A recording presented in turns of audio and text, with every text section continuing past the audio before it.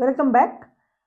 Foundation है उसमें जो shallow foundation and bearing capacity का चैप्टर है उसके क्वेश्चंस हम आज के लेक्चर में करेंगे। काफी इंपॉर्टेंट टॉपिक है और काफी ज्यादा वेटेज रहता है हर एक एग्जाम में। तो स्टार्ट करते हैं। फर्स्ट क्वेश्चन है, ये क्वेश्चन नंबर 33 इसमें दिया है कि कॉन्टेक्ट प्रेशर डिस्ट्रीब्यूशन है वो एक रिजिड फुटिंग के नीचे किस तरीके से होगा अगर सॉइल है वो सैंडी सॉइल है। तो यहाँ पर रिजिड फुटिंग में डिस्ट्रीब्यूशन ऐसा होता है, अगर कोहेसिव सॉइल है जैसे कि क्ले तो इस तरीके से होगा, यहाँ पर ज्यादा होगा और सेंटर में कम होगा। और अगर कोहेशनलेस सॉइल है तो इसका उल्टा होगा, सेंटर पे ज्यादा होगा प्रेशर और एजेस पे बिल्कुल मिनिमम होगा। इसी तरीके से अगर फ्लेक्सिबल फुटिंग है तो उसमें प्रेशर डिस्ट्रीब्यूशन होता है वो यूनिफॉर्म होता है। तो यहाँ पर आंसर हो जाएगा ऑप्शन बी। क्वेश्चन नंबर 34 में दिए है कि एक फाउंडेशन है उसको हम शैलो फाउंडेशन की कैटेगरी में कब रखेंगे। तो उसकी विड्थ है उससे कम या उसके इक्वल अगर उसकी डेप्थ है तो वो शैलो फाउंडेशन होगी, एल्स वो जाएगी डी फाउंडेशन की कैटेगरी में, इक्वल टू और less than it's width. Question number 35 में दिया है कि क्ले सॉइल है कोई, उसमें प्रोटोटाइप का सेटलमेंट अगर हमने एस्टिमेट किया है प्लेट लो टेस्ट से तो कौन सा एक्सप्रेशन हम यूज करेंगे। तो क्ले सॉइल में काफी सिंपल होता है ये फॉर्मूला, फाउंडेशन का सेटलमेंट डिवाइडेड बाय फाउंडेशन की width, this will be equal to settlement of plate divided by width of plate. तो यहाँ पर आंसर ऑप्शन ए आ जाएगा। सैंड है उसका फॉर्मूला डिफरेंट होता है जो हम आगे के क्वेश्चंस में देखेंगे। क्वेश्चन नंबर 36 में दिया है कि क्या दो क्राइटेरिया है अलाउेबल बीयरिंग कैपेसिटी किसी फाउंडेशन की फाइंड आउट करने के लिए। तो सॉइल है ये कंप्रेशन में तो आपको पता है स्ट्रॉन्ग होती है, ये फेल होती है शेयर में। हमने कंप्रेसिव फोर्सेस लगाए हैं लेकिन कोई ऐसा इंक्लाइन प्लेन होगा जिस पर शीयर स्ट्रेस इतना आ रहा है जो उसकी शीयर स्ट्रेंथ से ज्यादा है तो वो फेल हो जाता है। तो शीयरिंग स्ट्रेंथ एक तो मेजर क्राइटेरिया हमारा यहाँ पे होता है, और सेटलमेंट है वो परमिसेबल लिमिट्स में होना चाहिए, क्योंकि फाउंडेशन अगर हमने बनाया वो बहुत ज्यादा सेटल कर गया तो जो सुपर स्ट्रक्चर है उसके लिए ठीक नहीं है वो।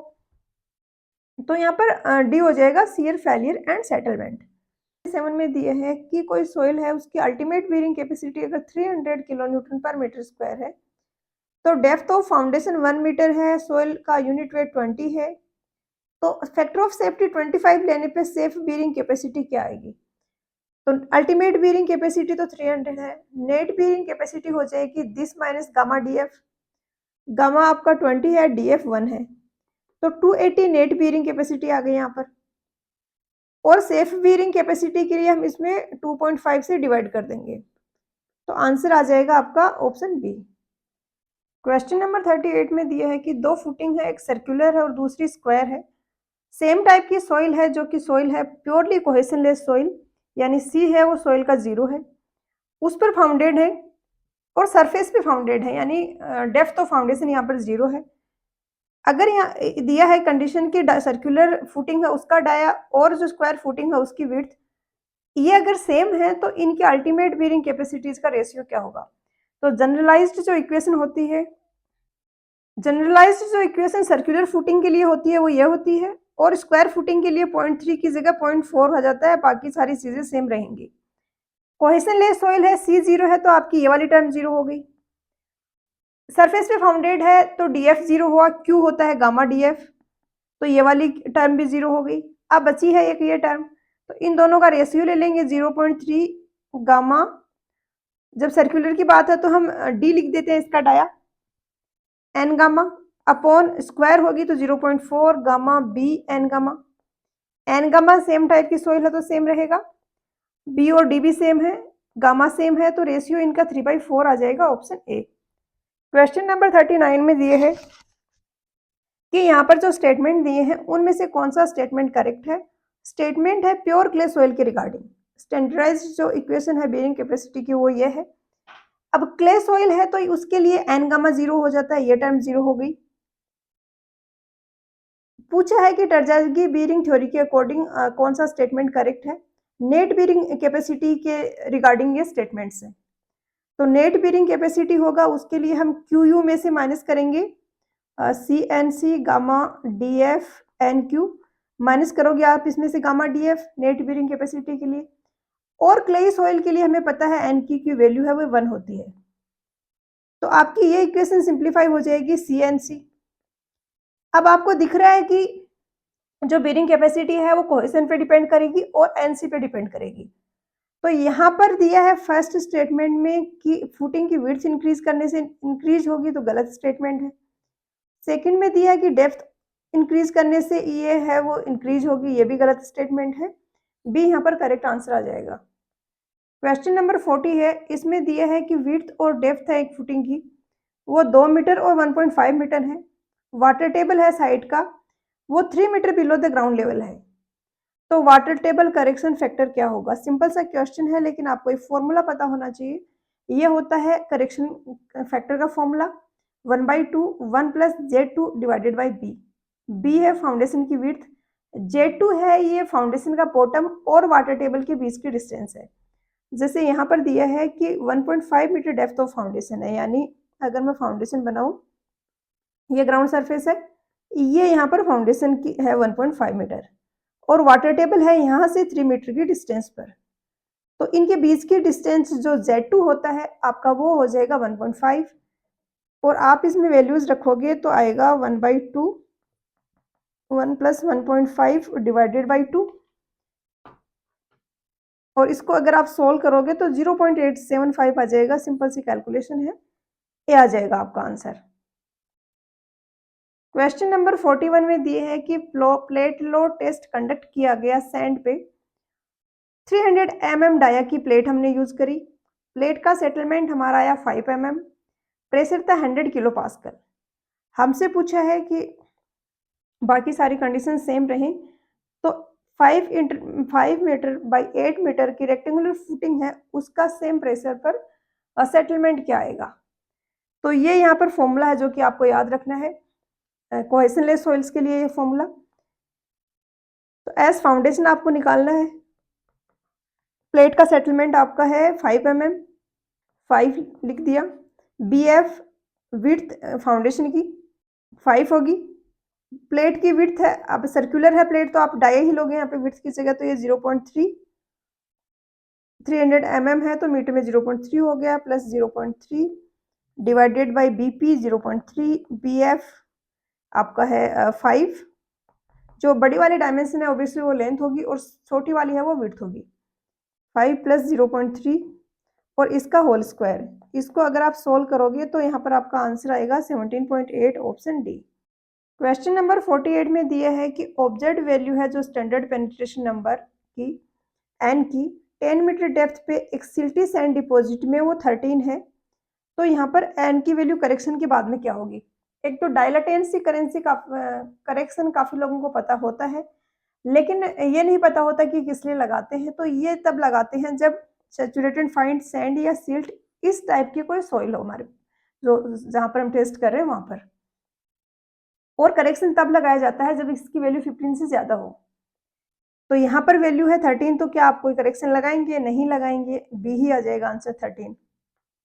क्वेश्चन नंबर 43 में दिया है कि प्लेट लोड टेस्ट कंडक्ट किया गया एक कोहेशनलेस सॉइल पे 600 mm स्क्वायर टेस्ट प्लेट का साइज था, सेटलमेंट हुआ 15 mm, लोड इंटेंसिटी थी 0.2 न्यूटन पर mm स्क्वायर। बाकी सारी कंडीशंस अगर सेम रहती हैं तो 1 मीटर की स्क्वायर फुटिंग का सेटलमेंट क्या होगा? तो जैसे हमने पहले किया वैसे ही हो जाएगा। एस पी की वैल्यू आप यहाँ पे रखोगे 15, BF आपका हो जाएगा 600 mm स्क्वायर प्लेट है तो बी 600 mm हो गया, BP 600 mm यानी 0.6 हो गया, BF है वो 1 हो गया। तो 1 इंटू 0.6 प्लस, अब ये था वो यूनिट्स आपको सारी सेम रखनी है। अगर आप इसको mm में रख रहे हो तो एज इट इज रख दोगे, ये मतलब mm के लिए फॉर्मूला है। और वहीं पे आप अगर मीटर वाला ही स्टैंडर्ड फॉर्मूला याद रखना चाहते हो तो इसमें थोड़ा सा करेक्शन आ जाएगा, ये 0.3 आ जाएगा यहाँ पर और यहाँ पर भी 0.3 आ जाएगा। तो हम मीटर वाला ही रखते हैं जैसे हमने पहले किया था। ये 0.6 प्लस 0.3 डिवाइडेड बाई 0.6, 1 प्लस 0.3 इसका स्क्वायर और ये आ जाएगा 19.90 और डी आ जाएगा आंसर, मतलब जो सबसे नजदीक आंसर है वो। क्वेश्चन नंबर 44 में दिया है कि दो सर्कुलर फुटिंग है, एक का डाया D1 है, दूसरे का डाया D2 है, रेस्ट कर रही है वो सेम प्योरली कोहेसिव सोइल पे तो ग्रॉस अल्टीमेट बीयरिंग कैपेसिटीज का रेशियो क्या होगा? ये स्टैंडर्ड फॉर्मूला आपको याद रखना है, सर्कुलर फुटिंग के लिए ये फॉर्मूला होगा। अब अगर सॉइल यहाँ पर जो आपको दिए प्योरली कोहेसिव सॉइल है, तो क्या होगा? एन गामा हो जाएगा 0, एन क्यू हो जाएगा 1, और इसी के साथ में resting on the surface of same purely cohesive soil, यानी सरफेस पे रेस्ट कर रही है, तो डीएफ आपका 0 हो गया। क्यू होता है गामा डीएफ जनरली, डीएफ 0 हुआ तो ये टर्म भी 0 हो गई। क्यू की इक्वेशन आपकी आ जाएगी 1.3 CNC, जिसमें कोई भी रोल प्ले नहीं कर रहा है जिसका डायमीटर जो है फुटिंग का, तो दोनों का रेशियो 1 आ जाएगा, ऑप्शन बी। क्वेश्चन नंबर 45 में दिया है कि यहाँ पर जो फिगर दिया है ये कौन से टाइप ऑफ सॉइल के लिए प्रेशर डिस्ट्रीब्यूशन डिनोट कर रहा है, कौन सी सॉइल है और कौन सी टाइप की फाउंडेशन है। तो हमने देखा था स्टार्टिंग वाले क्वेश्चन में, फर्स्ट क्वेश्चन जो आज के लेक्चर में हमने किया, कि अगर फ्लेक्सिबल फुटिंग है तो प्रेशर डिस्ट्रीब्यूशन यूनिफॉर्म होता है, रिजिड में यूनिफॉर्म नहीं होता है। रिजिड में अगर हम बात करेंगे तो सैचुरेटेड क्ले होगी, तो उसमें इस तरीके से होगा प्रेशर डिस्ट्रीब्यूशन, इस तरीके से। और अगर सैचुरेटेड क्ले ना होके नीचे जो अंडरनीथ जो सॉइल है वो अगर सैंड हुई, तो उस केस में इस तरीके से प्रेशर डिस्ट्रीब्यूशन होता है। तो ए यहाँ पर आंसर हो गया। क्वेश्चन नंबर 46 में दिया है कि एक स्ट्रिप फुटिंग है, 8 मीटर वाइड है, 40 mm का उसका सेटलमेंट हो रहा है, सेफ बेयरिंग कैपेसिटी है वो 150 है, और अलावेबल सॉइल प्रेशर है वो 100 है। तो इनमें से मिनिमम होगा वो हम वैल्यू लेंगे, जो कि होगा 100। तो कितना लोड ये 8 मीटर वाइड जो फुटिंग है, स्ट्रिप फुटिंग, ये पर मीटर लेंथ कितना लोड कैरी कर सकती है, वो आ जाएगा आपका 100 इंटू 8, 800 लोड 800 किलो न्यूटन पर मीटर। जैसे कि इस तरीके से ये है, तो ये तो 8 मीटर है, ये लेंथ वाली डायमेंशन हम 1 मीटर लेके उसके लिए कैलकुलेट कर रहे हैं। अब 8 किलो न्यूटन पर मीटर की लोडिंग आ गई।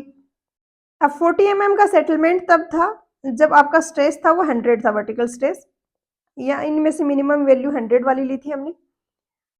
और 1 mm सेटलमेंट के लिए दिस बाई 40 और 25 mm के लिए जो स्ट्रेस है वो ये होना चाहिए।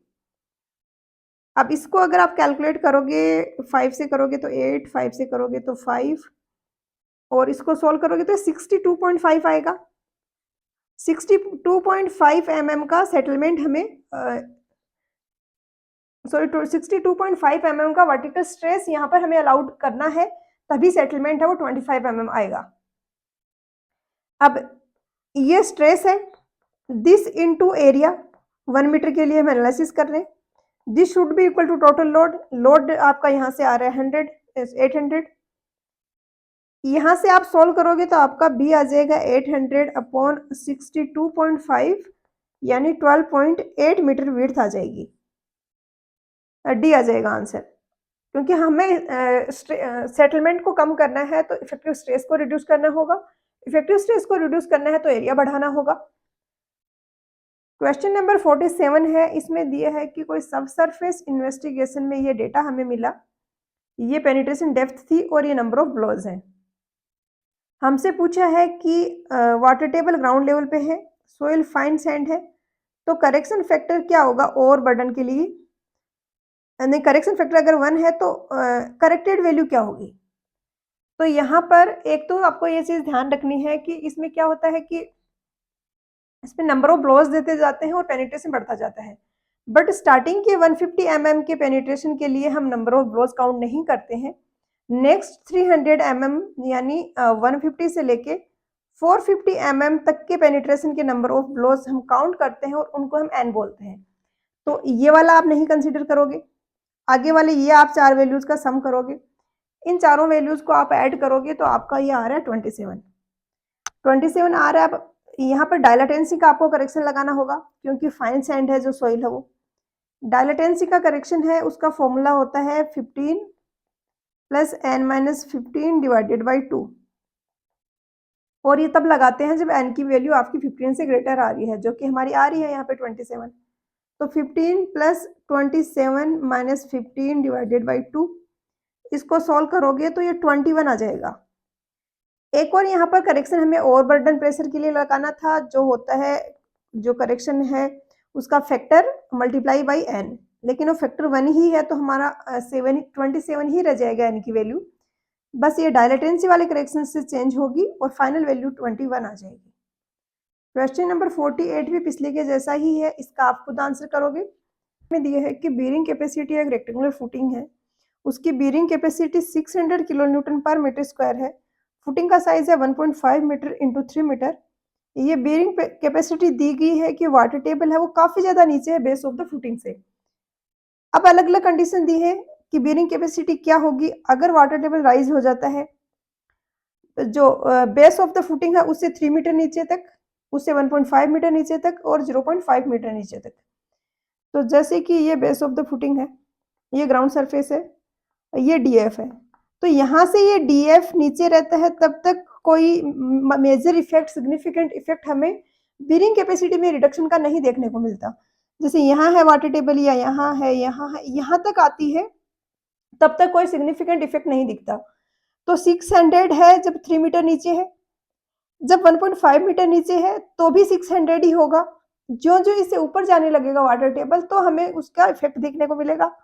और इफेक्ट क्या होगा, जो बीयरिंग कैपेसिटी है वो रिड्यूस होगी वाटर टेबल राइज होने के कारण। तो यहाँ पर आंसर क्या हो जाएगा, दो में तो सेम रहेगा, थर्ड वाले में डिक्रीज है, ए हो जाएगा आंसर। क्वेश्चन नंबर 50 और 51 कॉमन डेटा क्वेश्चन है। फर्स्ट में दिया है कि कॉलम है इस तरीके से जो सपोर्टेड है, कोई सॉइल है, टाइप ऑफ सॉइल सैंड, जिसके gamma N q N gamma दिए हैं, और वाटर टेबल है 10 metre depth below the base of the footing है, यहाँ से 10 मीटर नीचे है, यानी डीएफ से ज्यादा डिस्टेंस पे है, तो वाटर टेबल का तो कोई इफेक्ट नहीं आएगा। यहाँ पर हमसे पूछा गया है कि नेट अल्टीमेट बीयरिंग कैपेसिटी क्या होगा। तो नेट अल्टीमेट बीयरिंग कैपेसिटी के लिए यहाँ पर जो फॉर्मूला होता है रेक्टेंगुलर फुटिंग का, आपको वो याद रखना होगा। ये होता है 1 + 0.3 B/L c N c gamma DF q, ये एन क्यू, ये c N c q N q और गामा एन गामा, ये कुछ कुछ टर्म सेम रहेंगी। ये वाली टर्म्स है, इनमें थोड़ा बहुत वेरिएशन आ जाता है टाइप ऑफ फुटिंग और इस तरीके से। ये वाला होगा 1 - 0.2 B/L multiply by N gamma. अब यहाँ पर एन क्यू और एन गामा की वैल्यू आपको दी गई है। सैंड है तो इसके लिए अगर सैंड है वो कोहेशन लेस सॉइल है तो C 0 होगा, तो ये वाली टर्म तो 0 हो जाएगी।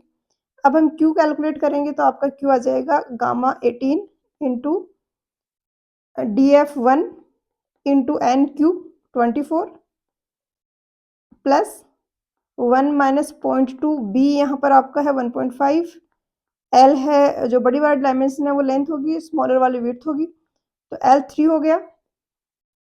इसको आपको मल्टीप्लाई करना है, यहाँ पर ये मल्टीप्लाई में आता है, इसमें एक टर्म यहाँ पे मिस हो गई, लिख देती हूँ मैं, 1/2 गामा बी भी आएगा यहाँ पर, गामा एन गामा तो होता ही है ना, 1/2 गामा बी, तो इसको यहाँ पे आप लिखोगे 1/2 गामा 18 बी 1.5 और यहाँ पे एन गामा की वैल्यू है 20, ये दिया गया है यहाँ पर। तो इसको जब सोल्व करोगे तो क्यू आएगा 432 + 2 43 675 आ जाएगा। बीयरिंग कैपेसिटी यहाँ पे आ जाएगी आपकी 675, जिसमें नियरेस्ट ऑप्शन यहाँ पर है ऑप्शन सी है, तो ये हो जाएगा आंसर। क्वेश्चन नंबर 51 में अब पिछले वाले डेटा को हम यूज करेंगे। यहाँ पर सेफ लोड पूछा गया है, लेकिन ऑप्शंस में जो था वो 630 था, हमारा जो नियरेस्ट था, तो हम उसको लेके कैलकुलेट करेंगे।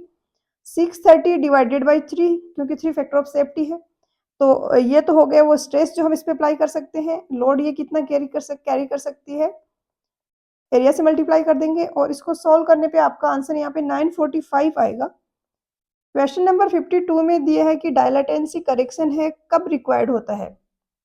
जो फाइन सैंड या सिल्ट है, अगर जो टाइप ऑफ सॉइल है वो, और एन आपका अगर 15 से ग्रेटर आ रहा है आफ्टर ओवरबर्डन करेक्शन, तो हमें यहाँ पर डायलेटेंसी करेक्शन है वो अप्लाई करते हैं, सी आएगा आंसर।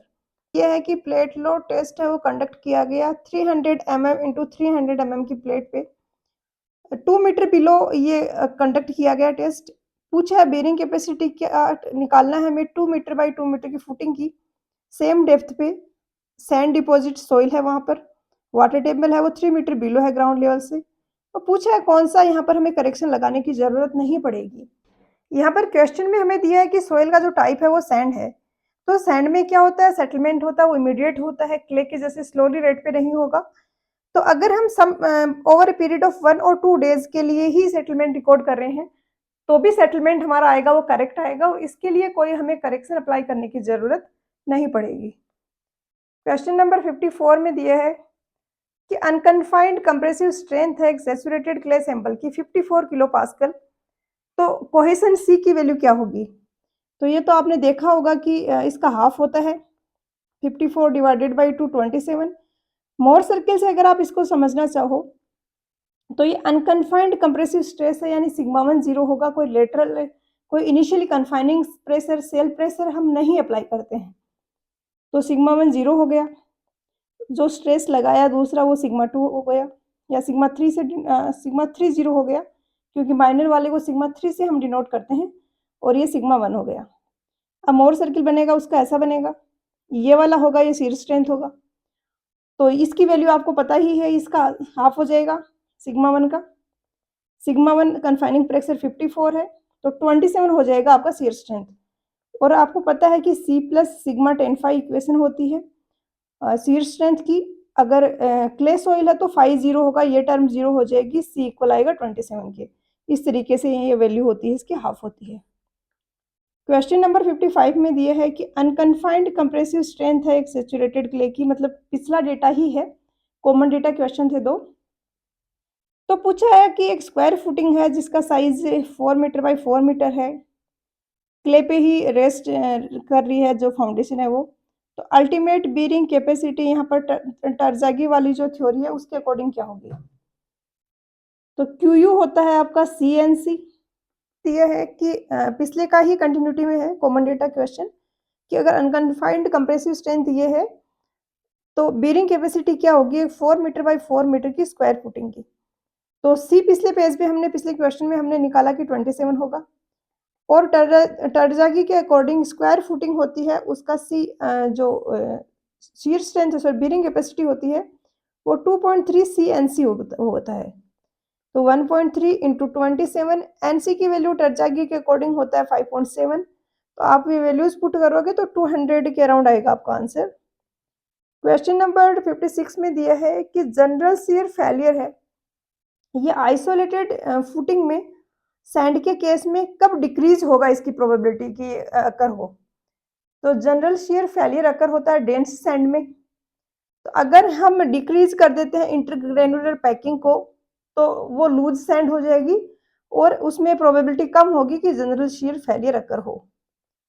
क्वेश्चन नंबर 57 में दिया है कि एक एम्बैंकमेंट है, उसको कंस्ट्रक्ट किया जाना है एक ग्रेनुलर सॉइल से। कंस्ट्रक्ट किस पे कर रहे हैं? क्ले सिल्ट डिपॉजिट पे कर रहे हैं, जिसकी अनड्रेन्ड जनरल शियर फेलियर यहाँ पे अकर होगा, और बेरिंग कैपेसिटी फैक्टर है वो 5.7 है एनसी। पूछा है कितना मैक्सिमम हाइट तक हम ये बना सकते हैं। तो कितना मैक्सिमम हाइट तक बना सकते हैं, अगर हम डीएफ हाइट रखते हैं तो गामा डीएफ का स्ट्रेस आएगा, और ये इक्वल होना चाहिए बेरिंग कैपेसिटी के। बेरिंग कैपेसिटी इक्वल होगा सी एन सी के। गामा आपका यहाँ पर दिया गया है 20, डीएफ आपको निकालना है, सी यहाँ पर सी दे दिया गया है कहीं पे, untrained shear strength 25 kilo pascal. तो शियर स्ट्रेंथ आपका सी हो जाएगा 25 इंटू एन सी 5.7 है, तो यहाँ से आप डीएफ निकाल लोगे तो 7.1 आएगा आंसर। क्वेश्चन नंबर 58 में दिया है कि रिजिड फुटिंग है, रेस्ट कर रही है क्ले पे, तो कॉन्टेक्ट प्रेशर कैसा होगा? इस पर हम काफी सारे क्वेश्चंस देख चुके हैं अभी तक। क्या होगा, रिजिड फुटिंग है तो उसमें सेटलमेंट तो यूनिफॉर्म होगा और प्रेशर डिस्ट्रीब्यूशन यूनिफॉर्म नहीं होगा। प्रेशर डिस्ट्रीब्यूशन अगर क्ले की बात करें तो क्ले के केस में इस तरीके से होगा, और सैंड के केस में इस तरीके से होगा। तो यहाँ पे हमें पूछा गया है कौन से सॉइल के लिए? क्ले के लिए। तो क्ले के लिए इस तरीके से होता है कि सेंटर पे मिनिमम होगा, एज एज पे मैक्सिमम होगा, तो यहाँ पर डी आ जाएगा आंसर। क्वेश्चन नंबर 59 में मैच करना है ऑप्शंस को। आपको पता होगा वेनशियर टेस्ट है, इससे हम अनट्रेंड कोहेशन निकालते हैं, और स्टैंडर्ड पेनिट्रेशन एसपीटी टेस्ट है, इसमें हम एन नंबर मेजर करते हैं, नंबर ऑफ ब्लोज। और इसी के साथ में स्टैंडर्ड कोन पेनिट्रेशन टेस्ट है, ये स्किन रेजिस्टेंस के लिए होता है। और ये मेनार्ड्स मॉड्यूलस आपके इतना नहीं पढ़ा हुआ होगा, नहीं यूज होता है, बट इस टाइप के क्वेश्चंस में ज़रूरी भी नहीं है आपके सारे ऑप्शंस का पता हो तभी क्वेश्चन होगा। तो ए आ जाएगा आपका आंसर यहाँ पर। क्वेश्चन नंबर 60 में दिया है कि एक सर्कुलर राफ्ट फाउंडेशन है, 20 मीटर डायमीटर है, 1.6 मीटर थिकनेस है, बीरिंग प्रेशर है वो 110 किलो पास्कल है, सैंडी सोइल है जिसका ई ये है, इलास्टिक मॉडुलस और पॉइजंस रेशियो ये है। इसी के साथ में ये भी दिया है कि राफ्ट फाउंडेशन कंक्रीट की बनी हुई है, उसका मॉडुलस इलास्टिक मॉडुलस 30 है और उसका पॉइजंस रेशियो ये है।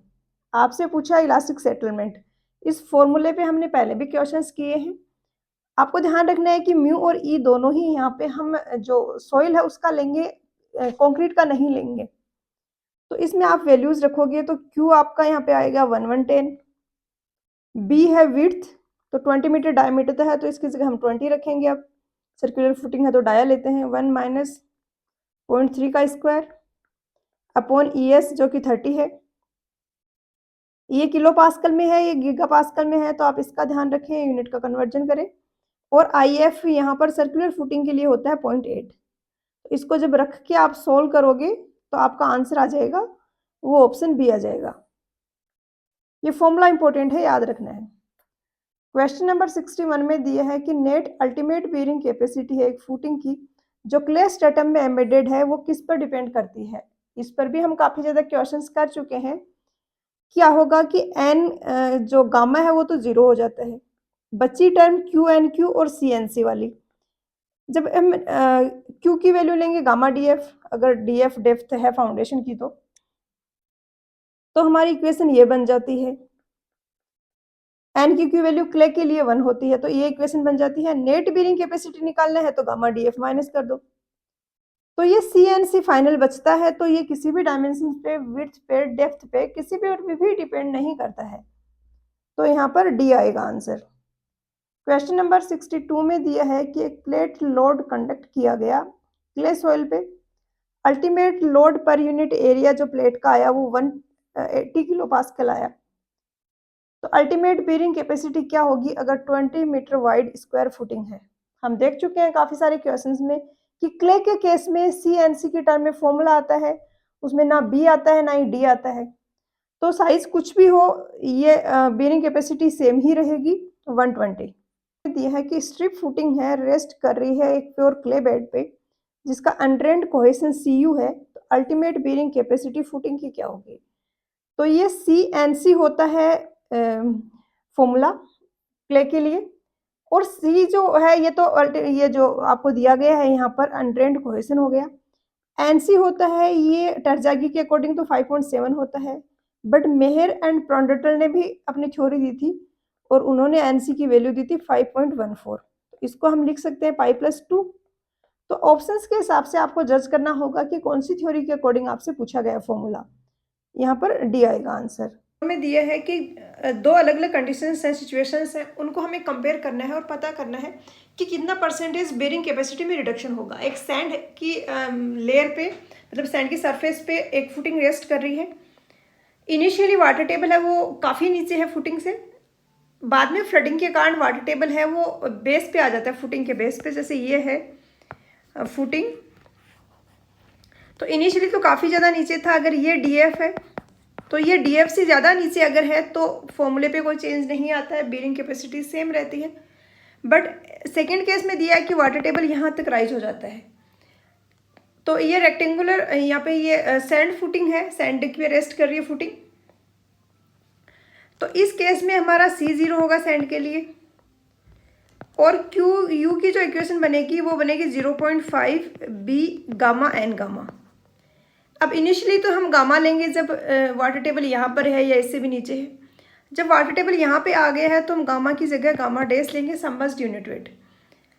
अब गामा जो होता है सैंड के लिए मोस्टली 20 के आसपास होता है, 20, 22 ऐसी वैल्यूज़ आपने देखी होंगी, आपको माइंड में रखना है। और गामा डैश आपका हो जाएगा, वो होगा gamma submerged minus gamma W. तो ये 20 माइनस 10, तो ये आ जाएगा 10। तो गामा में कितना चेंज हो रहा है, गामा जस्ट हाफ हो गया है। तो बीयरिंग कैपेसिटी क्यू भी पहले था उसका हाफ हो जाएगा, 50% रिडक्शन होगा यहाँ पर। दिया है कि यहाँ पर ये सेटलमेंट और कॉन्टैक्ट प्रेशर का डिस्ट्रीब्यूशन दिया गया है। पूछा है कौन से टाइप की सॉइल है और कौन से टाइप का जो फाउंडेशन है वो है रिजिड है या फ्लेक्सिबल है। तो ये यहाँ पर सेटलमेंट है, आप देख पा रहे हैं। तो सेटलमेंट है वो यूनिफॉर्म है। सेटलमेंट यूनिफॉर्म होता है जब फुटिंग रिजिड हो। फुटिंग रिजिड होगा तो सेटलमेंट यूनिफॉर्म होगा और प्रेशर डिस्ट्रीब्यूशन यूनिफॉर्म नहीं होगा। तो रिजिड हो गया, इतना तो क्लियर है, यानी ये होगा कि ये होगा। अब हमें पता करना है कि कोहेसिव सॉइल है या ग्रेनुलर सॉइल सैंड जैसे नॉन कोहेसिव सॉइल्स होती हैं वैसे है। तो हमें पता है कि सैंड के लिए तो इस तरीके से डायग्राम बनता है और कोहेसिव सॉइल्स के लिए जो प्रेशर का डायग्राम बनता है वो कुछ ऐसा बनता है। तो ये इसके सिमिलर यहाँ पर प्रेशर डिस्ट्रीब्यूशन आ रहा है, यानी ग्रेनुलर सॉइल होगा, ए होगा आंसर। 6 में स्टेटमेंट्स दिए हैं 3 और ट्रू और फॉल्स तीनों का इंडिविजुअली पूछा गया है हमसे। फर्स्ट में दिया है कि लेटरल स्ट्रेस जो होता है सोइल में जब ओडोमीटर का टेस्ट करते हैं तो ऑलवेज एट रेस्ट होता है। तो जैसे ये हमारा सैंपल है तो इसमें लेटरली हम कोई भी एक्सपेंशन अलाउ नहीं करते हैं। जो कंप्रेशन होता है वो सिर्फ वर्टिकली होता है, लेटरली कोई भी एक्सपेंशन या कंप्रेशन नहीं होता है। तो एट रेस्ट की कंडीशन यहाँ पे लगेंगी। क्यों में दिया है कि परफेक्टली कोई रिजिड स्ट्रिप फुटिंग है तो डीपर डेप्थ पे सैंड डिपॉजिट के केस में नॉर्मल स्ट्रेस है वो उसका डिस्ट्रीब्यूशन इस तरीके से होगा कि एजेस पे ग्रेटर है और सेंटर पे कम है। तो नॉर्मली तो सैंड का डिस्ट्रीब्यूशन इस तरीके से होता है रिजिड फुटिंग में प्रेशर का, लेकिन अगर हम ग्रेटर डेप्थ की बात करें तो उस केस में ये चेंज हो जाता है और काफी कुछ ये कोहेसिव सॉइल्स के जैसा हमें देखने को मिलता है बिहेवियर। आर तो ये भी करेक्ट हो गया। आर में दिया है कि ओवरबर्डन और डायलेटेंसी के करेक्शन है वो क्ले डिपॉजिट्स के लिए हम नहीं लगाते हैं। ओवरबर्डन प्रेशर तो हम क्ले डिपॉजिट्स के लिए लगाते हैं बट डायलेटेंसी करेक्शन हम नहीं लगाते हैं। डायलेटेंसी करेक्शन मैंने पहले भी बताया है कि फाइन सैंड और क्ले सिल्ट के लिए लगाए जाते हैं। तो यहाँ पर तीनों ही स्टेटमेंट ट्रू हो गए, डी हो जाएगा आपका आंसर। और जैसे ये वाला स्टेटमेंट थोड़ा कंफ्यूजिंग है आपके लिए, लेकिन आपको अगर ये नहीं भी पता है तो भी आपको ये आंसर कर सकते हो और आप करेक्टली इसको अटेम्प्ट कर सकते हो। आपको पता है ये ट्रू होगा और ये ट्रू होगा। कोई ऐसा ऑप्शन दिख रहा है आपको जिसमें ये दोनों ट्रू हो रहे हो और बीच वाले में अलग अलग ऑप्शंस हो? इसमें ये ट्रू है तो ये फॉल्स है, तो आपको पता है ये नहीं होगा। आपको पता है दोनों ट्रू है तो यही होगा, तो ऑटोमेटिकली क्यू का ट्रू हो जाएगा। और ऐसा नहीं है कि इतना डेप्थ में सबने पढ़ा होता है या जो सेलेक्ट होते हैं उन्होंने पढ़ा होता है कि वो इन स्टेटमेंट्स को भी करेक्टली आइडेंटिफाई कर पाए ट्रू है या फॉल्स है। लेकिन इसकी जरूरत ही नहीं पड़ती। जिसने अच्छे से पढ़ा है वो कॉन्फिडेंट है जो पढ़ा है उसमें, और उसी के अकॉर्डिंग काफी सारे क्वेश्चंस बन जाते हैं। कुछ ऐसे स्टेटमेंट्स होंगे जिनका आपको नहीं भी पता चल रहा है फिर भी आप कर लोगे उसके क्वेश्चन को। तो एक बार ऑप्शंस देखना जरूर है, क्या कॉम्बिनेशन है वहां पर। ऐसे क्वेश्चन डर के स्किप नहीं करना है। हमें दिया है कि सॉइल इन्वेस्टिगेशन वर्क है किसी साइट पे, उसमें हमें ये 1.5 मीटर के इंटरवल्स पे एसपीटी टेस्ट कंडक्ट किया। 3 मीटर डेप्थ के लिए हमें एसपीटी की एन वैल्यू चाहिए थी। 3 मीटर डेप्थ करने पर 150 mm के लिए initially 8 number of blows required थे, नेक्स्ट 150 के लिए थे 6 और नेक्स्ट 150 पेनिट्रेशन के लिए 9 नंबर ऑफ ब्लोज रिक्वायर्ड थे। हमसे एन वैल्यू पूछी गई है। पहले भी मैंने बताया है कि इस टाइप के क्वेश्चंस में इनिशियली 150 mm वाली को हम डिस्कार्ड कर देते हैं और नेक्स्ट उसके बाद जो 300 mm के पेनिट्रेशन के लिए नंबर ऑफ ब्लोज रिक्वायर्ड है उसी को हम एन वैल्यू लेते हैं। तो यहाँ पर तो 0 से 150 का पेनिट्रेशन था, यहाँ पे पेनिट्रेशन हुआ 150 टू 300 और यहाँ पर हुआ 300 टू 450। तो लास्ट वाले दो ही हम कंसिडर करेंगे, 15 आएगा यहाँ पर आंसर। क्वेश्चन नंबर 68 में दिया है कि एक स्टैंडर्ड पेनिट्रेशन टेस्ट कंडक्ट किया गया, मैनुअली ऑपरेटेड हैमर था जिसकी एफिशिएंसी थी 50%। एसपीटी वैल्यू है पर्टिकुलर डेप्थ पे वो 28 हमें मिली। अब अगर मैनुअल की जगह ऑटोमेटिक ड्रॉपिंग हैमर लिया होता 70% एफिशिएंसी का, तो क्या हमें रिजल्ट देखने को मिलता? तो क्या होता है कि एफिशिएंसी है ये जितनी कम होगी पेनिट्रेशन उतना ही डिफिकल्ट होगा, ये कम इम्पैक्ट लगाएगा हैमर और हमें नंबर ऑफ ब्लोज उसके ज्यादा देने पड़ेंगे। तो नंबर ऑफ ब्लोज और एफिशिएंसी इनवर्सली प्रोपोर्शनल है, एफिशिएंसी ज्यादा होगी नंबर ऑफ ब्लोज कम रिक्वायर्ड होंगे। एफिशिएंसी कम होगी, नंबर ऑफ ब्लोज ज़्यादा रिक्वायर्ड होंगे। तो ये हमें रिलेशन मिल गया।